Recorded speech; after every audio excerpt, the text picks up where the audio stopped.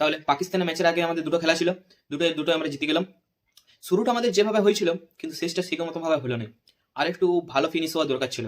লাস্টে ওরা অনেকগুলো বল ইয়র্কার খেলায় আমাদের ডট করেছে, লাস্টে তো আমাদের ছয়ই লাগে না একটাও, শুধু উইকেট আর উইকেটই পড়ে গেল। আজকে আমাদের বড় খেপাটা থাকেনি, পেটে ইনফেকশনের জন্য খেলতে পারেনি, তার জন্য সঞ্জু স্যামসং এই প্রথমবার টি-20 ওয়ার্ল্ড কাপে ডেবিউ করলো। 31 বছর বয়সে খেলার সুযোগ পাইলে ফাইনালি। শুরুটা এসে ভালোই করেছিল, 7 বলে 22 করলো, দিয়ে পরে ক্যাচটা একটা সিম্পল বল ক্যাচ তুলে দিয়ে পরে আউট হয়ে গেল। যা মারতে আরম্ভ করেছিল 3টে 6 একটা 4, মানে দুমদারাক্কা মারতে আরম্ভ করেছিল, তারপর আউট হয়ে গেল। আর এদিকে আমাদের ছোট খেপাটা আজকেও খেপে গেল, 20 বলে 50 লাগাই দিয়েছে, একটা ওভারেই মারে 28। 20 বলে তো নিজের 50 করলোই, সাথে সাথে 7 ওভার হয় নাই তার আগেই টিমের রান 100 বের করে দিল। তো আউট হয়ে যাওয়ার পরে রানের স্পিডটা একটু কমে গেল। তিলকও খুব একটা বেশি ভালো মারতে পারেনি আজকে, কিন্তু এদিকে হার্দিক পান্ডিয়া আর এদিকে শিবম দুবে, এদের দুজনকের মধ্যে যেমন 6 মারার কম্পিটিশন হচ্ছে, কে কত জোরে 6 মারতে পারে। প্রথমে দুবে মারিছে 107 মিটার, এদিকে হার্দিক বলছে দাঁড়া আমি কি কম বডি নাকি, আমিও মারতে জানি। ও মারছে 109 মিটার। আমি বলি, যত জোরেই মারলে দিবেক তো সেই 6 রানই, তার থেকে তো বেশি দিবেক নয়। যার জোরে জোরে 6 গুলো মারছে, পরের ম্যাচে 2-5টা যদি লাগে যায় তাহলেই তো জমে যাবে।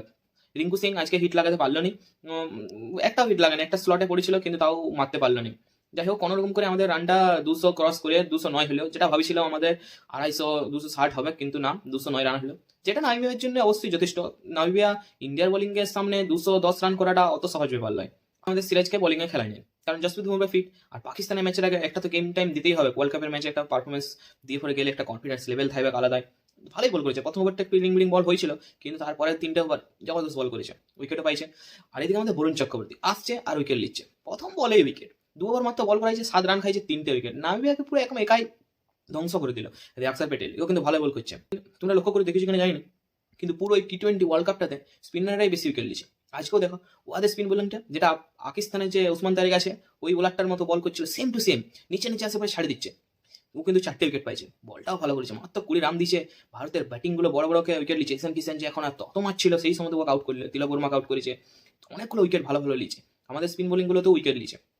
পাকিস্তানের ম্যাচে আমাদের স্পিন বোলিংকে খেলাতে হবে এক্সট্রা মনে হচ্ছে, নয়তো মুশকিলই আছে, কারণ কলম্বোতে বড় গ্রাউন্ড, স্পিনার কিন্তু কাজে লাগবে। এবার কাকে যে বসাবে সেটাই এখন দেখার। পরের ম্যাচে আশা করছি অভিষেক শর্মা ফিরে যাবে।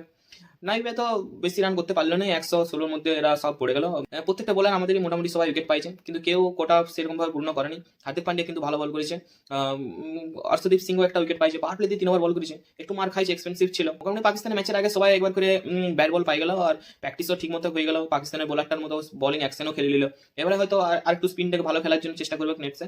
পরের ম্যাচে কিন্তু পাকিস্তান পুরো হাই ভোল্টেজ ম্যাচ, আমাদের কিন্তু একটু জমজমাট খেলতে হবে।